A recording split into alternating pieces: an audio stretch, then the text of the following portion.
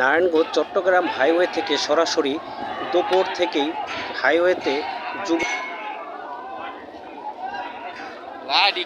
সাধারণ শিক্ষার্থীরা সবাই রাজপথে নেমে এসেছে।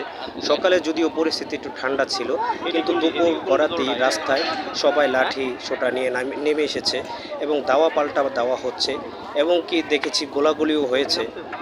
এক গাড়িতে কিছু গার্মেন্টস শ্রমিক অ্যাক্সিডেন্ট হয়েছে, জায়গায় একজন মারা গিয়েছে, হাসপাতালে 2 জন মারা গেছে। এরকম দাওয়া পাল্টা দাওয়া মদনপুরে চলতেছে। নারায়ণগঞ্জ, এটা হলো চট্টগ্রাম হাইওয়ে। সাধারণ শিক্ষার্থীদের সাথে তাদের অভিভাবকরাও রাজপথে নেমে এসেছে কোটা আন্দোলনের 9 দফা দাবি আদায়ের লক্ষ্যে। জনসাধারণ, কর্মজীবী মানুষ, শ্রমিকরাও রাস্তাতে আজকে এই দাবির সাথে একমত হয়ে নেমে এসেছে।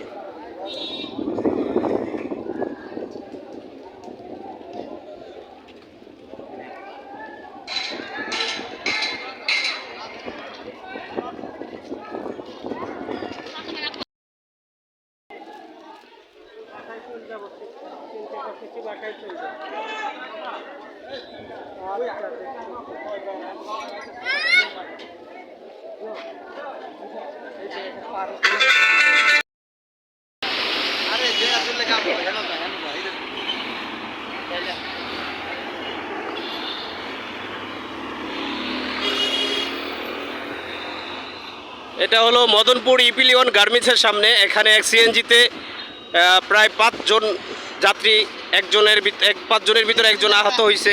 5 জনের ভিতরে জায়গায় একজন ডেথ হয়ে গিয়েছে, মারা গিয়েছে জায়গায় একজন, আর বাকি 4 জন হাসপাতালে আছে। 2 জনের অবস্থা গুরুতর।